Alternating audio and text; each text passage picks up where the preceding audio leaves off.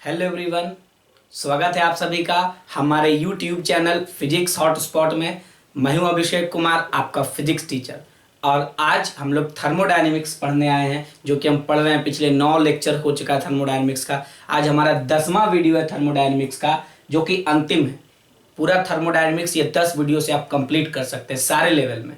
हमारे चैप्टर का या हमारे कंटेंट का ये खासियत है कि आपको ये इसका सीरीज 2 या चैप्टर 2 नहीं पढ़ना पड़ेगा कि ये इमैच्योर या लो लेवल का कंटेंट है। जो भी कंटेंट दिया गया है वो NEET, JEE Main, JEE advance level को ध्यान में रखते हुए दिया गया है। जिस जिस तरह का क्वेश्चन आता है, लगभग सारे तरह का क्वेश्चन आपको करा दिया गया है, ताकि आप मैक्सिमम क्वेश्चन अटेम्प्ट करें और सही बना सकें। और बाकी आप जितना प्रैक्टिस करेंगे आपके अंदर उतना निखार आएगा फिजिक्स में। ठीक है, तो चलिए फालतू बात ना करते हुए, विशेष बात ना करते हुए हम लोग चालू करते हैं हमारा चैप्टर। आप लोग कॉपी और कलम निकाल लीजिए और तैयार हो जाइए थर्मोडायनेमिक्स का 10वां वीडियो इंट्रोपी पढ़ने के लिए। देखिए, तो हम बात करेंगे इंट्रोपी का कि इंट्रोपी क्या होता है ना। तो इंट्रोपी नामक जो शब्द है आप बुक में देखिएगा, मोस्ट ऑफ द बुक्स में उसमें सीधे सीधे एक लाइन लिख के और खत्म कर दिया जाता है। इंट्रोपी 4-5 लाइन में इंट्रोपी पढ़ा दिया जाता है, लेकिन इंट्रोपी उतना ही नहीं है। इंट्रोपी एक बहुत ही इंटरेस्टिंग टॉपिक है।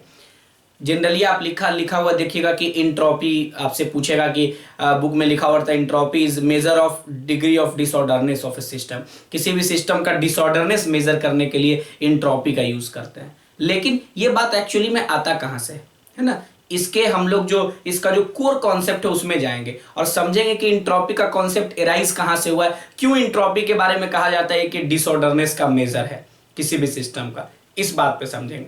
जैसे समझिए, चूंकि हम लोग फर्स्ट लॉ सेकंड लॉ पढ़ चुके हैं थर्मोडायनेमिक्स का, ये भी सेकंड लॉ का ही समझ लीजिए एक छोटा सा हिस्सा है, तो उसी सब को यूज करेंगे और इसका कॉन्सेप्ट निकल के आएगा यहां से। जैसे मान लीजिए ना कि आपको 1 जूल एनर्जी दे दिया गया है ना, आपको 1 जूल एनर्जी दिया गया। समझिएगा बात को, 1 जूल आपको एनर्जी दिया गया और 1 जूल एनर्जी से आप क्या कर सकते हैं। कहा जाएगा कि आपको 1 जूल एनर्जी दिए तो आप क्या कर सकते हैं। तो आप जानते हैं कि एनर्जी को वर्क में बदल सकते हैं। तो आप कहिएगा ना कि 1 जूल एनर्जी को हम लोग क्या करेंगे, कन्वर्ट कर देंगे किस में, मैकेनिकल वर्क में। कन्वर्ट इनटू मैकेनिकल वर्क, इसको किस में बदल देंगे, मैकेनिकल वर्क में बदल सकते हैं। मतलब 1 जूल कहेगा कि 1 जूल आपको एनर्जी मिलेगा तो क्या क्या कर सकते हैं। तो हम आपको संभावना बता रहे हैं कि क्या क्या कर सकते हैं, उसको हम मैकेनिकल वर्क में बदल सकते हैं। या हीट में भी, एनर्जी को हीट में भी बदल सकते हैं हम लोग। तो कहेंगे हीट में बदलेंगे, कितना पर हीट करेंगे तो एक पार्टिकुलर टेम्परेचर होगा। मान लीजिए हीट में बदले 300 केल्विन पे। हो सकता है कि हम दूसरे हीट में बदले जो जहां पे टेम्परेचर 1000 केल्विन हो। ये सब संभव है इससे। 1 जूल एनर्जी की मदद से आप कुछ भी कर सकते हैं। 1 जूल एनर्जी को आप मैकेनिकल वर्क में बदल सकते हैं। 1 जूल एनर्जी को आप हीट में बदल सकते हैं 300 केल्विन टेम्परेचर रखते हुए। 1 जूल को एनर्जी को आप हीट में बदल सकते हैं 1000 केल्विन टेम्परेचर रखते हुए। तो कौन सा काम इसमें हम करेंगे, है ना। अगर आप ये 3 ऑप्शन मतलब आपको दे दिया जाए, तीनों इस 1 जूल एनर्जी से ये तीनों चीज आप कर सकते हैं। चाहे तो ये कर लीजिए, एक साथ तीनों नहीं कर सकते। चाहे तो इसको चूज करिए, चाहे इसको चूज करिए, चाहे इसको चूज करिए, है ना। यही हम लोग चूज करेंगे। लेकिन अगर आपसे ये कह दिया जाए, अगर आपको ये पता ना हो कि हमको 1 जूल एनर्जी से क्या करना है, कि 1 जूल एनर्जी हमको मिल गया और हमको क्या करना है कोई जानकारी नहीं, तो आप क्या करिएगा, है ना। तो लिखेंगे कि the second law of thermodynamics, क्या बोले कि the second law of thermodynamics, जो आपका सेकेंड लॉ ऑफ थर्मोडायनेमिक्स है, थर्मोडायनेमिक्स ये पता है क्या बताएगा, tells that, second law of thermodynamic जानते हैं क्या बताएगा आपको। सेकेंड लॉ ऑफ थर्मोडायनेमिक ये कहेगा कि अगर आपको 1 जूल एनर्जी मिल गया और आपको कोई आइडिया नहीं कि हमको क्या करना है ना, आपको कोई आइडिया नहीं है कि आपको क्या करना है। जैसे मान लीजिए कि आपको 1000 रुपया मिल जाए, तो आपके पास बहुत सारा ऑप्शन हो सकता है कि 1000 रुपया जो है मिले आपको तो आप मूवी देखने चले जाइए। 1000 रुपया मिले तो आप हो सकता है एक अच्छे रेस्टोरेंट में जाके खाना खा लीजिए। ठीक है, आपको 1000 रुपया मिले तो हो सकता है कि आप अपने मोबाइल में जाकर रिचार्ज करा लीजिए। 1000 रुपया मिले तो हो सकता है आप अपने किसी स्पेशल टाइप के फ्रेंड के लिए गिफ्ट खरीद लीजिए। 1000 रुपया मिले तो हो सकता है आप अपने किसी स्पेशल फ्रेंड के साथ जाकर मूवी देखने चले गए। बहुत सारा स्कोप है, सब में 1000 रुपया आपके पास ही और काम आप अलग अलग कर रहे हैं, है ना। तो वही बात है। लेकिन आपको ये 1,000 रुपया दे दिया जाए और आपको पता ना चले, आपके जीवन में कोई स्पेशल टाइप का फ्रेंड ना हो। स्पेशल टाइप का फ्रेंड मतलब समझते हैं ना, समझदार होंगे आप लोग, है ना। तो आपको पता ना हो कि क्या करना है, तो आप क्या करिएगा, सबसे अच्छा ऑप्शन उस समय क्या होगा कि 1,000 रुपया का आप जमा कर दीजिए, स्टोर कर दीजिए, आप अपने अकाउंट में डाल दीजिए, या फिर कहीं पे रख दीजिए बुक में कि भाई जब काम पड़ेगा तो हम यूज करेंगे। तो उसका अलग अलग रूप में हम यूज कर सकते हैं। तो वही बात एनर्जी के साथ है कि मान लीजिए कि आपको 1 जूल एनर्जी मिला, तो ये सारा काम उससे कर सकते हैं। लेकिन जब आपको ये आइडिया नहीं होगा कि हमको 1,000 जूल एनर्जी लेके क्या करना है, तो क्या करिएगा, तो उसका answer second law of thermodynamics देगा। क्या बताता है सेकंड लॉ ऑफ थर्मोडायनेमिक्स? कहेगा कि अगर आपको कोई आइडिया नहीं है कि आपको 1 जूल एनर्जी से क्या करना है, तो वो कहता है कि आप उसको वर्क के रूप में, मैकेनिकल वर्क के रूप में ले लीजिए। क्या कहेगा वो कि मैकेनिकल वर्क के रूप में आप ले लीजिए। क्यों कहता है कि मैकेनिकल वर्क के रूप में ले लीजिए? सवाल है कि वो क्यों कहता है कि मैकेनिकल वर्क के रूप में ले लीजिए, इसके रूप में क्यों यूज नहीं किए, इसके रूप में क्यों यूज नहीं किए, किस बात का फर्क है इसमें, ये समझेंगे। तो देखिए, तो second law of thermodynamics tells that, क्या बताता है कि if we have no idea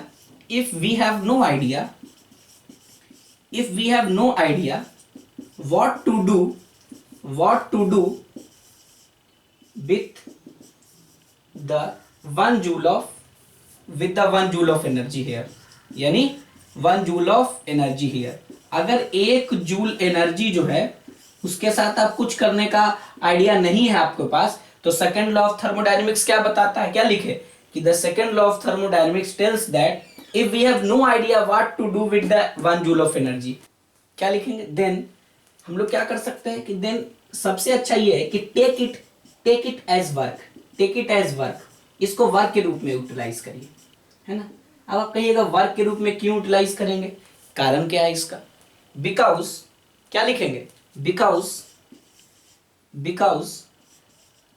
क्यों भाई, तो कारण ये है कि वर्क को आप लोग, work can be converted into mechanical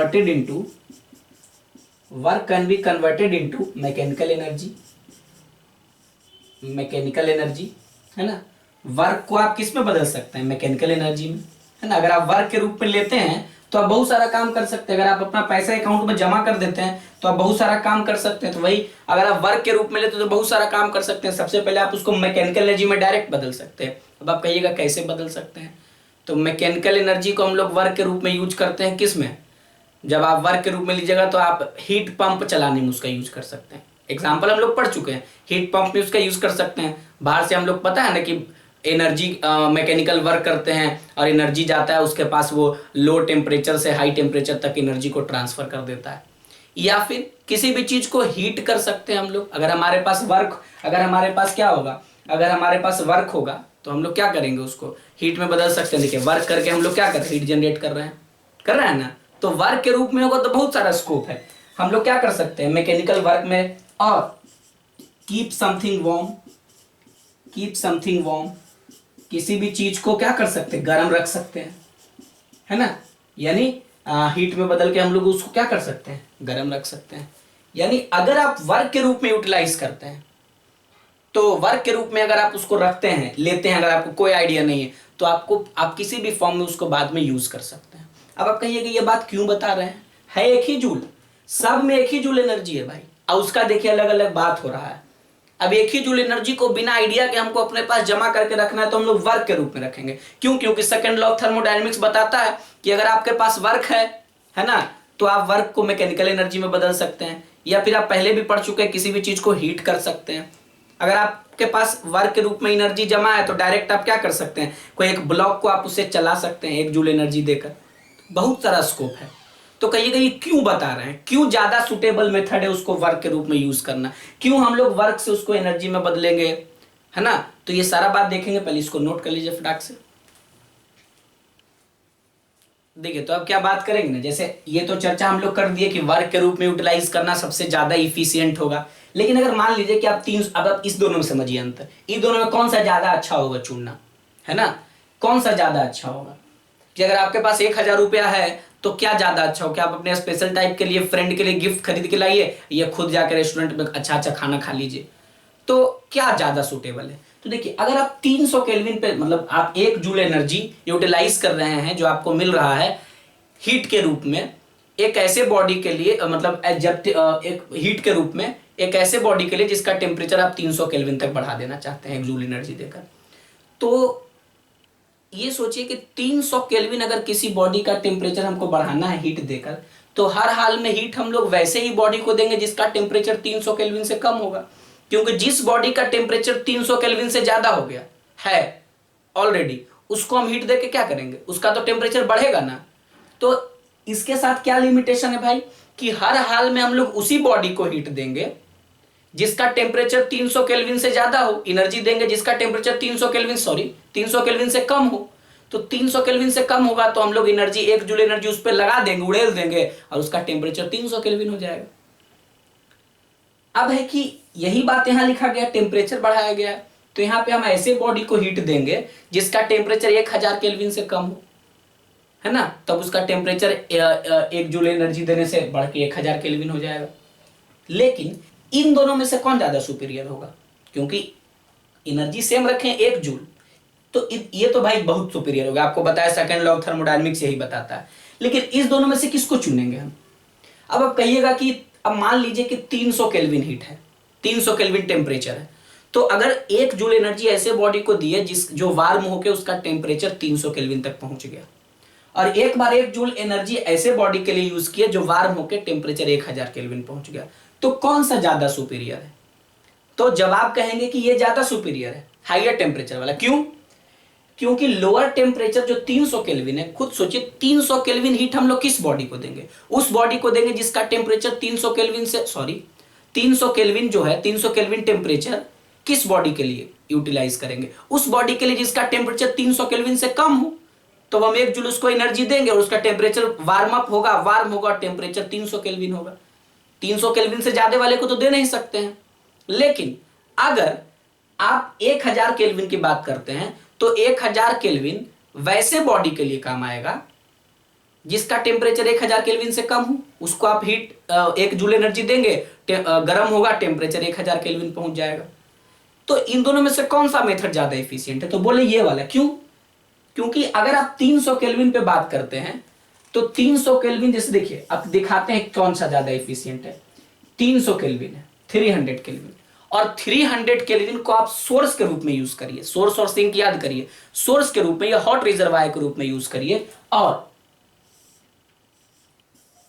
100 kelvin पर इसको ट्रांसफर करिए। जानते हैं ना, यही ना प्रिंसिपल होता है। यहाँ पे हीट इंजन लगा होता है, 300 केल्विन पर आपका सोर्स है, यानी 1 जूल एनर्जी दिए और बॉडी 300 केल्विन तक पहुंच गया टेम्परेचर के मामले में, और उसको आप ट्रांसफर किए लोअर टेम्परेचर पे, तो यहां से आपको वर्क डन मिलता है, जानते हैं ना।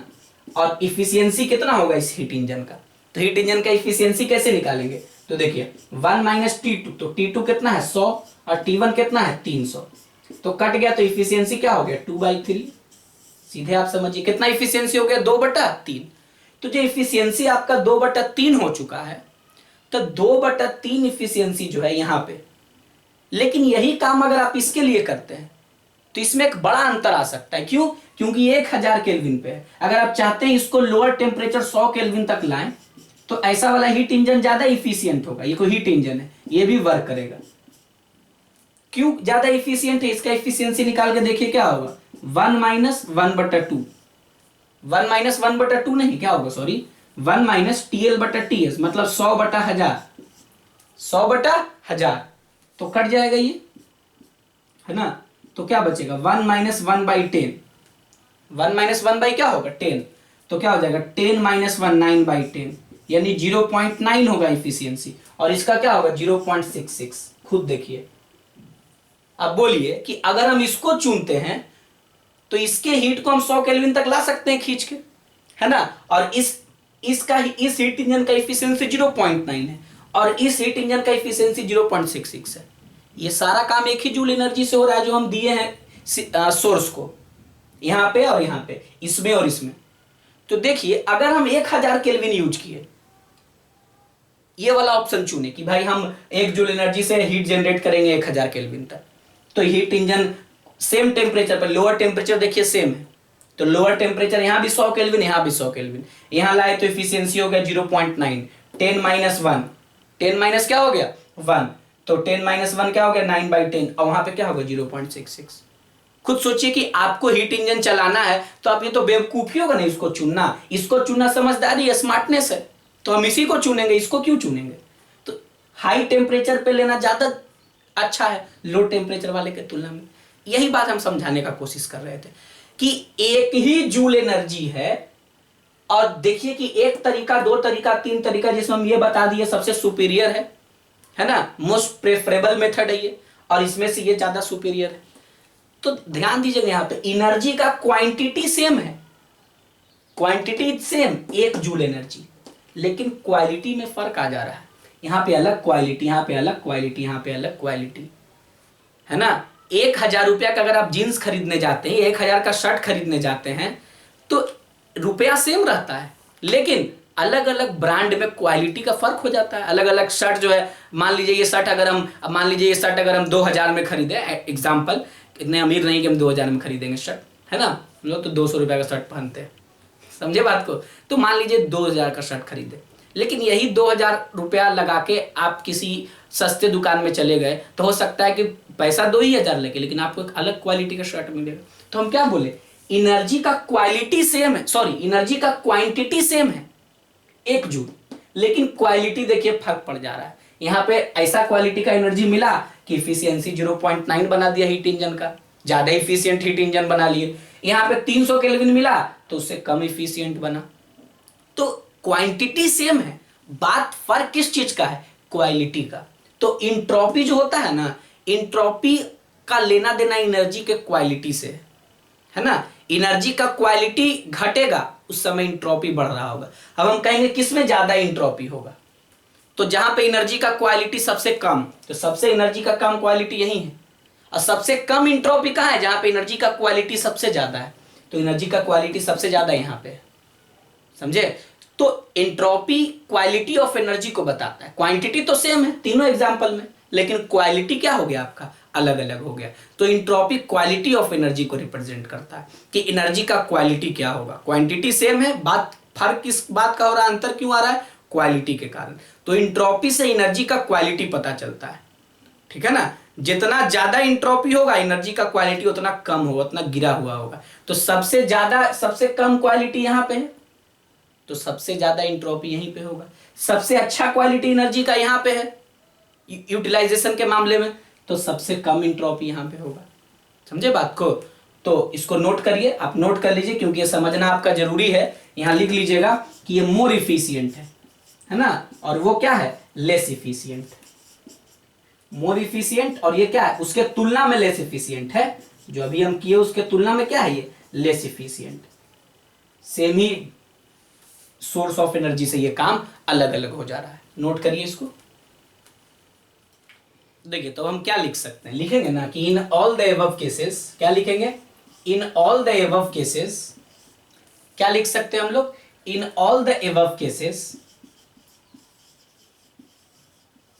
In all the above cases, सारे ऊपर जो केस दिया गया उसमें, the quantity of energy is same, the quantity of energy is same, energy is same. जो एनर्जी है उसका जो क्वांटिटी है वो सेम है, 1 जूल, दैट इज क्या, 1 जूल, दैट इज 1 जूल, वो आपका सेम है। बट डिफरेंस इज इन, लेकिन डिफरेंस किस चीज का है भाई, but difference is in quality of energy, quality of energy. किस चीज का फर्क हो जा रहा है, क्वालिटी ऑफ एनर्जी में फर्क हो जा रहा है ना। तो सबसे ज्यादा क्वालिटी कहां पे था भाई, यानी मैकेनिकल वर्क के रूप में जब हम यूज किए उसको, किस रूप में यूज किए, मैकेनिकल वर्क के रूप में, है ना, मैकेनिकल वर्क के रूप में यूज किए, तो सबसे ज्यादा क्वालिटी वाला हमको एनर्जी मिला। उसके बाद क्वालिटी घटते गया, सबसे टेम्परेचर जब ज्यादा था तो हायर टेम्परेचर पे और इधर क्या हो गया, लोअर टेम्परेचर का आप बात कर दीजिए। तो यहाँ एनर्जी का क्वालिटी घट गया, ये एनर्जी का क्वालिटी को दिखा रहा है। ये लाइन किसको बता रहा है, एनर्जी के क्वालिटी को, है ना। ये क्या है आपका एनर्जी क्वालिटी। ये किस चीज को बता रहा है, एनर्जी क्वालिटी को बता रहा है, ठीक है। तो एनर्जी क्वालिटी को बता रहा है, देखिए हायर से लोअर की ओर बढ़िएगा तो एनर्जी के क्वालिटी में फर्क पड़ेगा। तो इंट्रोपी यहीं से डिफाइन होता है ना। इंट्रोपी शोज द, या entropy defines the quality of energy, या आप ऐसे भी कह सकते हैं कि क्वालिटी ऑफ एनर्जी और इंट्रोपी दोनों एक दूसरे से संबंधित है। दोनों एक दूसरे से क्या है आपका, संबंधित है। क्वालिटी ऑफ एनर्जी इंट्रोपी को डिफाइन कर सकता है और इंट्रोपी किसको डिफाइन कर सकता है, क्वालिटी ऑफ एनर्जी को। तो आप क्या कह सकते हैं, entropy defines the quality of energy, that is higher the quality of energy, higher the quality of energy, energy का क्वालिटी जितना अच्छा होगा, higher the quality of energy lower will be the entropy, lower will be the entropy, and vice versa. Vice versa मतलब इसका उल्टा भी सही है, एंड वाइस वर्सा, है ना। क्या बोले कि एंट्रोपी किस चीज को डिफाइन करता है, क्वालिटी ऑफ एनर्जी को। कहने का मतलब higher the quality of energy lower will be the entropy. जितना ज्यादा एनर्जी का क्वालिटी होगा एंट्रोपी उतना कम होगा, समझे बात को। तो ये हो गया आपका क्या, एंट्रोपी का डिफिनीशन अब निकल के आ गया। अब आप एक ऐसा चीज सीख लिए जो कि सोच लीजिए कि आप कहां से चले थे, 1 जूल एनर्जी से, और उसकी यूटिलाइजेशन पे उसका क्वालिटी डिपेंड करता है। क्वांटिटी सेम रहने के बावजूद क्वालिटी में क्या है आपका फर्क है। तो ध्यान रखिएगा कि जो आपका सो entropy shows the quality of energy,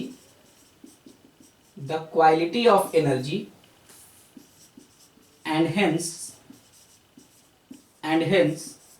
disorderness of system। इसीलिए कहा जाता है कि वो किस चीज को डिफाइन करता है, क्वालिटी ऑफ एनर्जी और डिसऑर्डरनेस ऑफ सिस्टम, है ना। सिस्टम का डिसऑर्डरनेस और क्वालिटी ऑफ एनर्जी को डिफाइन करता है।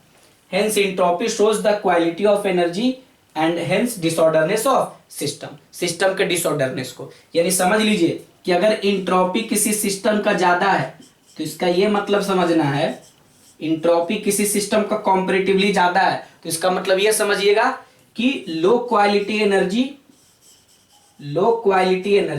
एनर्जी का क्वालिटी क्या है आपका, लो है, and high degree of disorderness,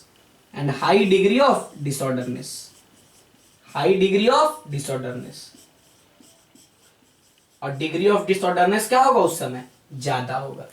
अगर आपसे ये कह दिया जाए कि इंट्रोपी कम है तो इंट्रोपी कम होना का मतलब क्या है कि इंट्रोपी कम है कॉम्पैरेटिवली, ये सब कॉम्पैरेटिवली कहा जा रहा है कि इंट्रोपी अगर कम है तो इंट्रोपी कम है, ये कहने का मतलब क्या है कि हाई क्वालिटी एनर्जी, कॉम्पैरेटिवली एनर्जी का क्वालिटी क्या होगा, ज्यादा होगा, हाई क्वालिटी एनर्जी, है ना, and low degree of disorderness. और डिग्री ऑफ डिसऑर्डरनेस क्या होगा आपका, कम होगा, लो डिग्री ऑफ डिसऑर्डरनेस,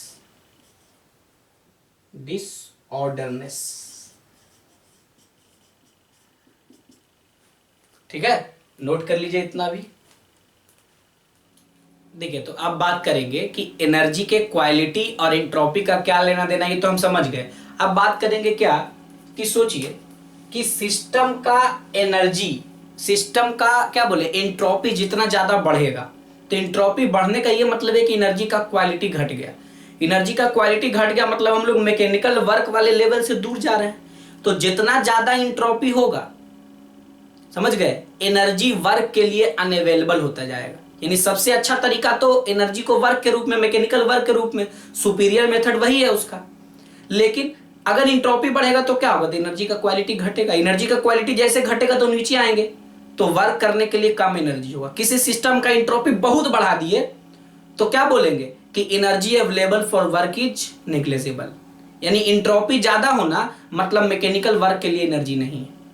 एंट्रोपी कम है तो उसका यूज आप मैकेनिकल वर्क के रूप में कर सकते हैं, लेकिन एंट्रोपी जैसे ही बढ़ाइएगा तो मैकेनिकल वर्क करने के लिए एनर्जी डिक्रीज कर जाएगा, समझे।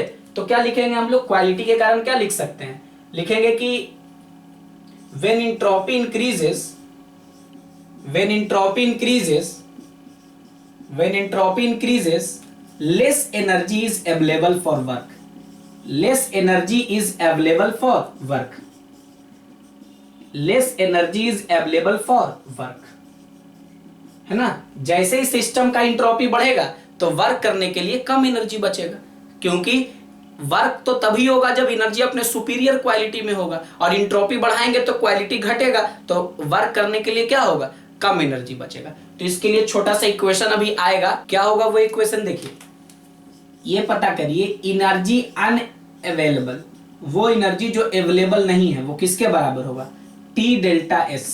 अब आप कहिएगा टी डेल्टा एस क्या है भाई, तो डेल्टा एस होता है आपका चेंज इन एंट्रोपी। अभी इक्वेशन आएगा एंट्रोपी का, तो वो आप निकाल लीजिएगा डेल्टा एस, तो वहां से निकल जाएगा। टी क्या है आपका, टी कहिएगा minimum temperature available, minimum possible temperature of the system, minimum possible temperature of the system. दिए गए सिस्टम का मिनिमम पॉसिबल टेम्परेचर है टी, कहीं कहीं पे टी मिनिमम भी लिखा हुआ होता है। तो इतना एनर्जी अनअवेलेबल होगा वर्क करने के लिए, यानी वर्क करने के लिए मौजूद नहीं होगा। क्या होगा, इतना एनर्जी आपका वर्क करने के लिए उपलब्ध नहीं होगा। तो ये आप निकाल लीजिएगा, ये आप ध्यान रखिएगा, समझे। तो ये जनरली थ्योरेटिकल टॉपिक ही है, लेकिन आपको बताया जा रहा है पूरा कॉन्सेप्चुअल अप्रोच से कि क्वालिटी ऑफ एनर्जी से हम लोग एंट्रोपी डिफाइन कर लिए। अब उसके इक्वेशन का बात करिए, है ना। तो अब हम लोग बात करेंगे किसका, इक्वेशन ऑफ एंट्रोपी।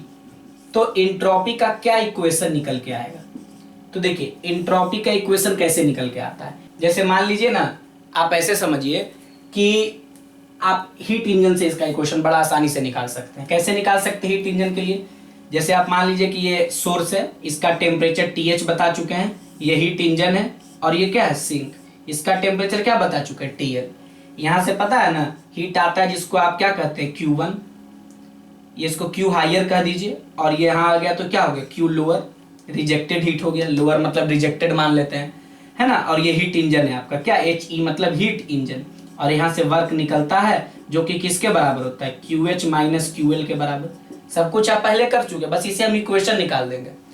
तो आप कार्नोट वाला थ्योरम पढ़े होंगे, तो आप जानते हैं for Carnot theorem, Carnot theorem से आप क्या लिख सकते हैं, फ्रॉम कार्नोट थ्योरम, जो आपको हम साइकिल बताए हैं लेक्चर नंबर 8 में, क्या लिख सकते हैं हम लोग बताइए, लिख सकते हैं ना TH बटा QH, ऐसे लिखे थे ना, TH बटा TL इज इक्वल टू क्या, QH बटा QL, बताए थे आपको।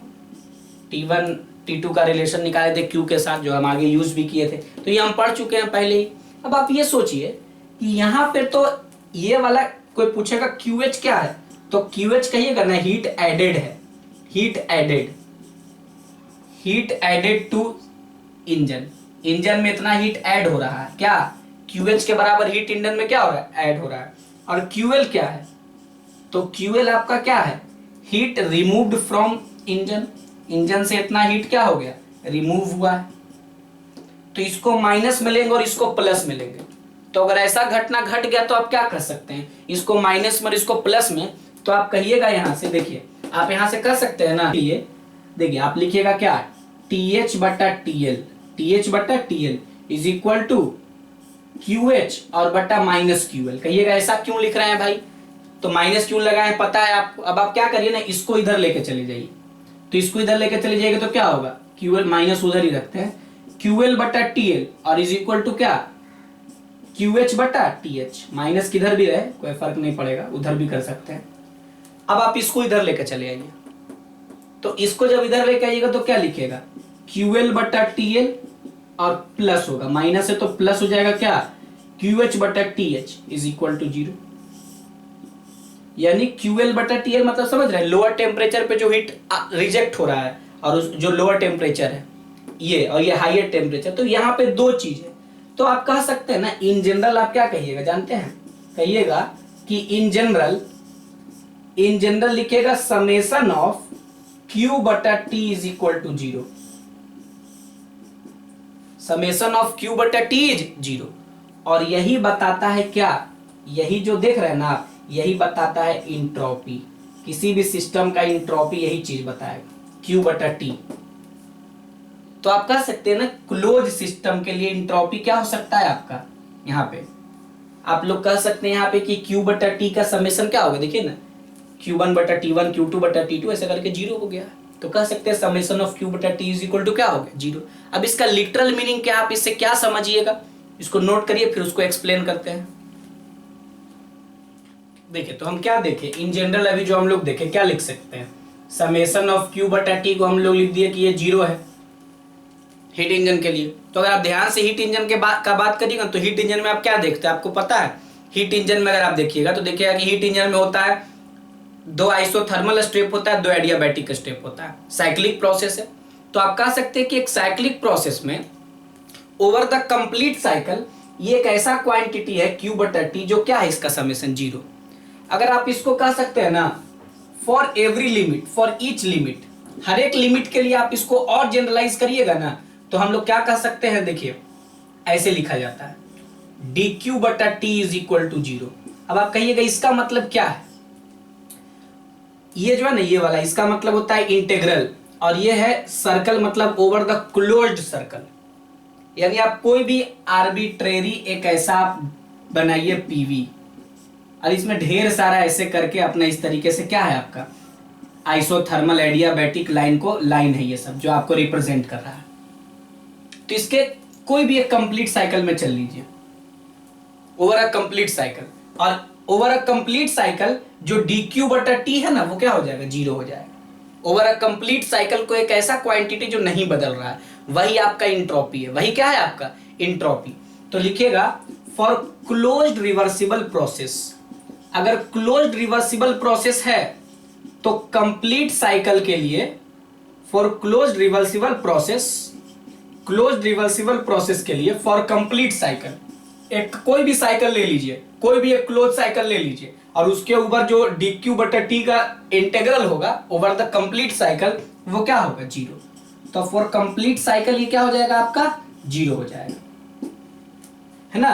तो क्लोज रिवर्सिबल प्रोसेस के लिए आप ये कह सकते हैं। लेकिन अगर रिवर्सिबल प्रोसेस नहीं होगा, ठीक है, अगर क्लोज साइकिल नहीं होगा तो देखिए तो क्या लिखिएगा कि आप लिखिएगा इफ द पाथ इज, ये तो तब होगा जब पाथ क्लोज होगा, if the path is not closed, if the path is not closed, if the path is not closed मतलब हम मान लीजिए यहां से खाली यहां है 1 से 2 पर है, क्लोज तो नहीं है, तो इसके लिए कैसे निकलेगा, तो इसके लिए इंट्रोपी बदलेगा। ध्यान रखिएगा यहाँ पे इंट्रोपी क्या है आपका 0 है, इसी को इंट्रोपी कहते हैं, ये 0 है। लेकिन अगर पाथ क्लोज नहीं, ए से पॉइंट 1 से पॉइंट 2 पे आए तो इस समय क्या कहिएगा, द इंट्रोपी विल चेंज, जो आपका जो इंट्रोपी है वो क्या करेगा, चेंज करेगा, द इंट्रोपी विल चेंज। और इंट्रोपी चेंज करेगा तो क्या कहिएगा आप यहाँ पे कि इसीलिए आप कहिएगा कि delta S is equal to, delta S is equal to क्या लिखिएगा आप यहाँ से dQ/T 1 से लेकर 2 तक। अब आप कहिएगा यहाँ पे ये गोल घेरा क्यों नहीं बना है, तो ये गोल घेरा तब बनाते हैं जब पूरे साइकिल के लिए इंटीग्रेट करते हैं। 12th में आप इलेक्ट्रोस्टैटिक्स में गॉस लॉ वगैरह में पढ़ते हैं, यहाँ पे हम लोग एक पॉइंट से दूसरे पॉइंट के लिए केवल इंटीग्रल का साइन दिया है dQ/T। ये जनरल फॉर्मूला हो गया किसका, चेंज इन इंट्रोपी का। किसी भी सिस्टम का हम इंट्रोपी नहीं डिफाइन कर सकते हैं, चेंज ही निकाल सकते हैं। चेंज निकाल लें 1 से 2 तक जाने में कितना डिसऑर्डरनेस आएगा, कितना इंट्रोपी का चेंज होगा, तो dQ/T delta S, this is not entropy. यहाँ पे डेल्टा एस कहने का मतलब समझते हैं क्या होता है, S2 - S1 final minus initial. तो इंट्रोपी पता करना मुश्किल है, असंभव है समझ लीजिए। चेंज इन इंट्रोपी पता कर सकते हैं जब बॉडी एक पॉइंट से दूसरे पॉइंट पे जाएगा। तो ये जनरल फॉर्मूला है। यूनिट क्या होगा इंट्रोपी का भाई, यूनिट ऑफ इंट्रोपी, है ना। इंट्रोपी का यूनिट क्या होगा, तो इंट्रोपी के यूनिट का अगर आप बात करते हैं तो देखिए ये जूल है और टेम्परेचर का क्या है केल्विन, तो क्या कहिएगा जूल पर केल्विन, जूल पर केल्विन, है ना, ऐसे भी लिखा जाता है जूल पर केल्विन। तो ये एंट्रोपी का यूनिट हो गया भाई। तो इसके बाद अब हम बात करेंगे कि एंट्रोपी कैसा फंक्शन है, पाथ फंक्शन है कि आपका स्टेट फंक्शन है। तो देखिए ये केवल इनिशियल और फाइनल पॉइंट पे डिपेंड करेगा, इसको रास्ता से मतलब नहीं है। तो ये ध्यान दीजिएगा क्या कि entropy is point function, entropy is point function. Entropy कैसा फंक्शन है आपका, point function, that is it only depends upon initial and final position. किस पे डिपेंड करता है? इनिशियल एंड फाइनल पॉइंट या पोजीशन पे डिपेंड करता है। रास्ते से उसको कोई भी मतलब नहीं। समझ रहे हैं बात को? तो ये आप नोट करिए, इसके आगे आप बढ़ेंगे। देखिए, बात करेंगे कि एंट्रोपी का जो हमारे पास इक्वेशन आ गया, वो क्या आ गया हमारे पास? एंट्रोपी का equation delta S is equal to क्या देख लिया? डी क्यू बटा टी। देखे ना, यही आपका एंट्रोपी हो गया। या आप ऐसे कह सकते हैं कि delta S is equal to क्या निकाल लिया आप? डी क्यू बटा टी। या आप ऐसे भी लिख सकते हैं D S is equal to क्या लिख दीजिएगा आप? डी क्यू बटा टी। ऐसा आप एंट्रोपी को डिफाइन कर सकते हैं। तो चेंज इन एंट्रोपी आप निकालेंगे यहां से। तो जैसे मान लीजिए, देखिए कुछ इंपॉर्टेंट बात है। जैसे आप बात करिएगा फॉर सॉलिड्स एंड लिक्विड्स, जब आप बात करिएगा किसका? Solid and liquid. तो सॉलिड और लिक्विड के केस में क्या होगा कि जैसे आप ये मान लीजिए कि फेज बदल रहा है। क्या बदल रहा है? For phase change. क्या बदल रहा है आपका? फेज। कभी कभी आएगा फेज चेंज का लिए एंट्रोपी पूछता है, क्योंकि हर जगह हीट सप्लाई हो रहा है। हीट सप्लाई हो रहा है तो कहीं ना कहीं एनर्जी के क्वालिटी में तो फर्क आएगा ही। तो फेज चेंज के लिए आप क्या कहिएगा? फेज चेंज के लिए आप कह सकते हैं ना कि आप लिखिएगा डेल्टा एस क्या लिखिएगा आप यहाँ से? डेल्टा एस जो है डी एस क्या लिखिएगा यहाँ से आप? 1/T, क्योंकि फेज चेंज में टेम्परेचर कांस्टेंट होता है, पढ़े होंगे आप कैलोरीमेट्री में। और ये क्या हो गया? D Q. तो आप यहाँ से लिखिएगा ना D S is equal to, इसको आप डेल्टा एस लिख दीजिए, चेंज इन एंट्रोपी 1/T। और ये डी क्यू होता है ml के बराबर। किसके बराबर होता है आपका? ml। क्यू बराबर ml होता है। तो ये हो गया। और यहाँ पे प्लस माइनस लगाएंगे। क्यों प्लस माइनस लगाएंगे? क्योंकि हीट देंगे, जैसे मान लीजिए कि आपका क्या है? आइस है, उसको हीट देंगे तो वाटर बनेगा। हीट लेंगे वाटर से तो आइस बनेगा। ठीक है, तो क्या लिख दीजिएगा? Delta S is equal two plus minus ml बटा टी। क्यू के जगह पे हम लोग क्या लिख दिए? ml लिख दिए। m मास है और l क्या है? Latent heat. Latent heat of fusion या वेपोराइजेशन। देखिए, अब बात करिएगा फॉर टेम्परेचर चेंज। अब किसका बात करिएगा आप? टेम्परेचर चेंज का। तो जैसे मान लीजिए आप जानते हैं ना, देखिए यही लिखेगा D S is equal to क्या लिखेगा आप? D S is equal to लिख सकते हैं हम लोग डी क्यू बटा टी। तो डी क्यू के जगह पे आप क्या लिख सकते हैं? M C D T. अब आप कहिएगा ये कहाँ से आ गया? थर्मोडायनेमिक्स में भी आपको स्पेसिफिक हीट में हम पढ़ा चुके हैं। तो टेम्परेचर चेंज होगा, एम और सी तो कांस्टेंट रहेगा। तो आप यहाँ से क्या लिख दीजिएगा कि delta S is equal to M C और क्या? डी टी बटा टी। तो कहाँ से? T1 से लेके T2 तक किसी सॉलिड का टेम्परेचर बदल रहा होगा, तो dt बटा टी हो गया। तो delta S is equal to क्या हो गया? mc। इसको लिख सकते हैं ln t। क्या लिख सकते हैं इसको? ln t। 1/T of dt क्या होगा? ln t। तो ln t कहाँ से? T1 से लेके T2 तक। तो आप यहां से लिख दीजिएगा delta S is equal to mc और ln T2 बटा T1। कहिएगा कहाँ से लिख दिया ऐसा? तो log a minus log b log a बटा b। यानी जब टेम्परेचर बदलेगा तो चेंज इन एंट्रोपी इतना होगा, जब फेज बदलेगा तो चेंज इन एंट्रोपी इतना होगा। अब बात करिएगा किसके लिए? फॉर परफेक्ट गैसेज या आइडियल गैसेज, है ना। अब यही एंट्रोपी का चेंज आप किसके लिए लगाइए? फॉर परफेक्ट या आइडियल गैसेज। तो परफेक्ट और आइडियल गैसेज के लिए लगाइएगा, परफेक्ट और आइडियल गैसेज के लिए लगाइएगा तो क्या कहिएगा आप? कहिएगा ना ds is equal to D Q बटा टी। और डी क्यू के जगह पे आप क्या लिखिएगा?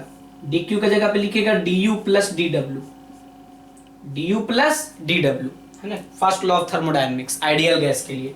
और बटा टी, बटा क्या हो गया? टी। अब आप इसको लगाइए, अब क्या हो गया यहाँ से? डी यू बटा टी और प्लस डी डब्ल्यू बटा टी। तो यहां से आप लिखिएगा कि delta S is equal to integration of क्या?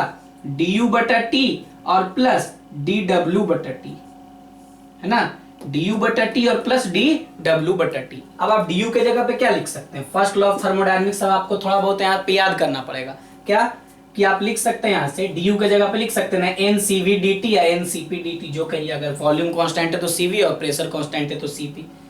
तो n c v d t आप बात किए, है ना, या n c p d t आप बात करिए और बटा टी और इंटीग्रेट कर दीजिए और प्लस डी डब्ल्यू बटा टी। डी डब्ल्यू को आप क्या लिख सकते हैं? पी डी वी, है ना, और बटा क्या लिखेगा? टी।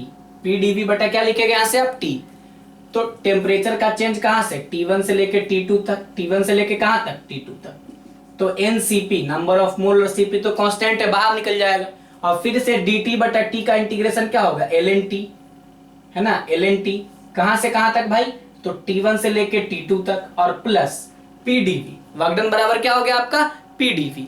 तो आप यहां से p के जगह पे क्या लिख सकते हैं, अब आप इसको एलिमिनेट करिए, p को लिख सकते हैं आप nRT बटा v, p को क्या लिख सकते हैं आप, p को आप लिख सकते हैं यहां से nRT बटा v, है ना, और dv और t, तो t से t कट गया, फिर से कहां तक, वॉल्यूम का चेंज v1 से लेके v2 तक, तो आप क्या कह दीजिएगा आप यहां से ncp ln t2 बटा t1, ncp ln t2 बटा t1, देखिए ncp ln t2 बटा t1 log a minus log b और प्लस nr और log v2 बटा v1, क्या लिख दिया हम लोग, log v2 बटा, दिख रहा है आप लोगों को, हाँ दिख रहा होगा ना, तो log v2 बटा क्या हो गया आपका v1, तो यहां से क्या निकल गया, इसीलिए कहिएगा change in entropy is equal to ncp ln t2 बटा t1 और प्लस nr ln v2 बटा v1, तो ये आप आइडियल गैस के लिए ऐसे लिख सकते हैं जब टेम्परेचर और वॉल्यूम आपका बदल रहा होगा। तो इस तरीके से आप इंट्रोपी गैस के लिए, फेज चेंज के लिए, टेम्परेचर चेंज के लिए आप लगा सकते हैं। इसी तरह का क्वेश्चन आपको मिलेगा। ऐसे तो है बहुत सारा कुछ, adiabatic, irreversible process, reversible process, there are different variation in this topic, लेकिन बहुत कम लोग आपको पढ़ाते हैं। इतना ही हम आपको पढ़ा दिए, शायद ही किसी टीचर, फिजिक्स के टीचर के नोट्स में आपको ये मिलेगा, तो आपको इतना ही पढ़ा दिएगा जो आपके लिए काफी सफिशियंट है। ऐसा ना हो कि हम कम पढ़ा दें और आपको क्वेश्चन सॉल्व करते वक्त ज्यादा जरूरत पड़े, इसलिए एकदम सफिशियंट पढ़ा दिया गया। समझ लीजिए कि आपको जितना जरूरत है उससे ज्यादा पढ़ा दिया गया है ना। तो ध्यान रखिएगा ये सब इक्वेशन वगैरह कैसे कैसे किस किस तरह के क्वेश्चन में यूज होगा। हालांकि अभी हम कुछ क्वेश्चंस करेंगे, आप इसको नोट करिए पहले। देखिए, तो हम बात करेंगे इंट्रोपी पे बेस्ड छोटा छोटा क्वेश्चन का। इसी तरह का क्वेश्चन एग्जाम में आपसे पूछा जाएगा। क्या कर रहा है, a sample of 100 gram water is slowly heated from 27 degree C to 87 degree C, यानी 100 ग्राम वाटर है, 27 डिग्री से सी से क्या 87 डिग्री सी तक हीट कर रहा है। Calculate the change in entropy of water, सीधे सीधे आपसे पूछ रहा है वाटर का एंट्रोपी चेंज। तो वाट बताया जब टेम्परेचर बदलेगा तो क्या होगा, delta C is equal to M c, delta S is equal to change in entropy m c ln T2 बटा T1, है ना। अब देखिए यूनिट का ख्याल रखना है, यहाँ पे अगर ये 4200 दिया है, अगर हम ये यूज करेंगे तो ये मास को केजी में बदलना होगा। तो मास को केजी में बदलिएगा तो ग्राम को तो 100 बटा क्या हो जाएगा 1000, मतलब क्या होगा 0.1 kg, और इनटू सी का वैल्यू क्या लेंगे 4200 4200, और ln टेम्परेचर हमेशा केल्विन में लीजिएगा, एब्सोल्यूट में डिग्री में, तो 27 डिग्री सी और क्या 87 डिग्री सी, तो T2 बटा T1 मतलब फाइनल बटा इनिशियल, तो 87 और प्लस 273, और ये क्या होगा आपका 27 और प्लस 273 कर दिए ये बात हम। तो ये क्या होगा आपका, इसको आप गुना करिएगा तो क्या होगा 42 इंटू ln, इसको जोड़िए तो ये क्या हो जाएगा आपका 7 और 3 10, 7 और 8 15, 1 16 और 2 1 3 360, और ये क्या होगा 300, है ना। तो ये कट गया, ये क्या हो गया आपका 6 और बटा 5, मतलब क्या 1.2 बचेगा ये। तो इसलिए delta S is equal to क्या लिख दीजिएगा 420 ln 1.2 जूल पर केल्विन, इतना ही आंसर होगा, है ना। 420 और ln 1.2, आप कहिएगा ये क्या ln में आप आंसर बता दिए। तो देखिए ln 1.2 का स्टैंडर्ड डेटा नहीं है कि इसका हमको वैल्यू याद रहेगा, log 2 नहीं कि इसका वैल्यू हमको याद रहेगा, या किसी भी लोग को याद रहेगा। एग्जाम में अगर क्वेश्चन आएगा तो चाहे तो इस रूप में आंसर देगा, और नहीं तो इसके लिए आपको डाटा दे के रखेगा, ln इसका वैल्यू बता के रखेगा। क्योंकि अब हमारे पास कुछ नहीं है तो हम इसी रूप में ln के रूप में ही आंसर क्या करेंगे, दे देंगे। तो ये हुआ हमारा पहला क्वेश्चन। अब दूसरा क्वेश्चन क्या है भाई, कह रहा है कि 100 ग्राम आइस है 0 डिग्री सी पे, इसको वेपर में बदलेंगे 100 डिग्री सी पे, तो चेंज इन एंट्रोपी। देखिए ये क्वेश्चन उन लोगों को समझ में नहीं आएगा जो कैलोरीमेट्री नहीं पढ़े हैं, क्योंकि कैलोरीमेट्री पढ़ेंगे तभी एंट्रोपी तो हम बता दिए निकालने, लेकिन जो लोग कैलोरीमेट्री पढ़े होंगे वही इस क्वेश्चन को समझ सकते हैं। क्योंकि आपसे लिखा क्या है आपका 100 ग्राम आइस है ना, कितना टेम्परेचर पे 0 डिग्री सी पे, इसको बदलना किस में है आपका, वाटर वेपर में 0 डिग्री सी पे, water vapour at 100 degree C. तो ये प्रोसेस कैसे अचीव होगा, तो आइस को वाटर वेपर में कैसे बदलेंगे, तो पहले आइस को वाटर बनाएंगे। तो होता क्या है कि आइस 0 डिग्री सी पे है, तो पहले इसको वाटर बनाएंगे 0 डिग्री सी पे। ध्यान रखिएगा 0 डिग्री सी पे आइस और वाटर दोनों होता है, ऐसा मत समझिएगा 0 डिग्री सी पे आइस होता है, क्योंकि यहाँ पे हम आइस से वाटर बनाए, फेज बदले, तो फेज बदलने के दौरान टेम्परेचर सेम रहता है ना। तो ये जो फेज बदलने के दौरान टेम्परेचर सेम रहा है, तो यहाँ पे कितना हीट लगा होगा, आप खुद सोचिए यहाँ पे कितना हीट लगा होगा। तो यहाँ पे हीट लगा होगा आपका क्या, ये यहाँ पे जो हीट लगता है इसको Q1 कहते हैं, जितना मास है और जितना लैटेंट हीट है। तो देखिए अगर ग्राम में यूज किए हैं तो लैटेंट हीट ऑफ फ्यूजन होता है 80, तो क्या लगेगा 800 कैलोरी हीट लगेगा। तो पहला प्रोसेस का चेंज इन एंट्रोपी कितना होगा, इसके लिए इसको डेल्टा S1 कहेंगे एंट्रोपी। तो क्या होता है जब फेज बदलता है, तो जानते हैं ना ml है ना, ml और बटा क्या लिखिएगा T। तो ml कितना है भाई 800, और टेम्परेचर कितना है आपका 0 डिग्री मतलब क्या 273 केल्विन। ये हो गया आपका 800 बटा 273 केल्विन। ये हो गया इस प्रोसेस के लिए एंट्रोपी चेंज। अब क्या होगा कि अब आप इसको किस में बदलिएगा जानते हैं, 100 ग्राम वाटर में बदलिएगा एट 100 डिग्री सी। यहां पे देखिए क्या किए हम, फेज वही रखे वाटर वाटर, खाली टेम्परेचर बदले। क्यों, क्योंकि वेपर में तभी बदलेंगे जब वो वाटर 100 डिग्री सी पे होगा, वाटर बॉइल करेगा 100 डिग्री सी पे, उसके बाद ही ना वेपर बदलेगा। तो यहाँ पे टेम्परेचर बदले, तो इस प्रोसेस के लिए हीट निकालने की जरूरत नहीं, सीधे एंट्रोपी का चेंज निकाल दीजिए यहाँ पे। तो टेम्परेचर बदलने में कितना एंट्रोपी होता है अभी आपको बताए हैं, देखिए फॉर्मूला भी आपको पता है, m से मास हो गया, वाटर का स्पेसिफिक हीट 1 होता है, हमको याद है।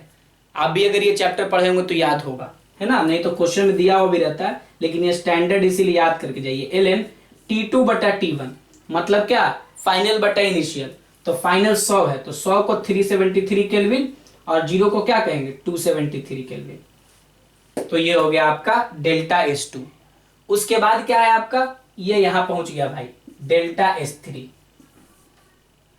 ये इस प्रोसेस के लिए। तो यहाँ पे फेज बदल रहा है ना, तो फेज बदलने में हीट पहले निकालना पड़ेगा आपको Q2।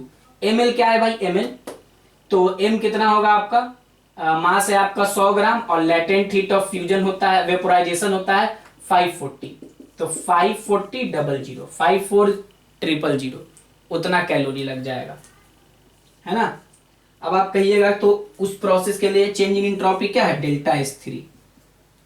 तो डेल्टा S3 क्या लिखिएगा, जितना आपका हीट लगा है कितना 5400 डिवाइडेड बटा क्या, जो टेम्परेचर पे ये काम हो रहा है, तो कांस्टेंट टेम्परेचर पे फेज बदलता है 100 डिग्री सी मतलब क्या 373 केल्विन, है ना। अब आप ये सब को सॉल्व करिएगा, तो 800 बाई 273, 800 बाई क्या होगा 273, यहाँ पे सॉल्व करेंगे, यहाँ पे ये हो जाएगा आपका क्या 100 ln 1.4, 100 ln 1.4, ये लगभग 1.4 होता है 373 बाई 273। उसी तरीके से इसको आप सॉल्व करिएगा। तो टोटल चेंज इन एंट्रोपी अभी आपको सॉल्व करना पड़ेगा खुद से, इसको हम आप में इसका हम तो कैलकुलेशन है, हम मदद करेंगे तो गुना हो जाएगा, है ना। आपके पेट पे कुल्हाड़ी मार देंगे ऐसे करेंगे तो आप क्या करिएगा, टोटल एंट्रोपी निकालने के लिए delta S1 plus delta S2 और प्लस डेल्टा S3, ये तीनों को जोड़ दीजिएगा।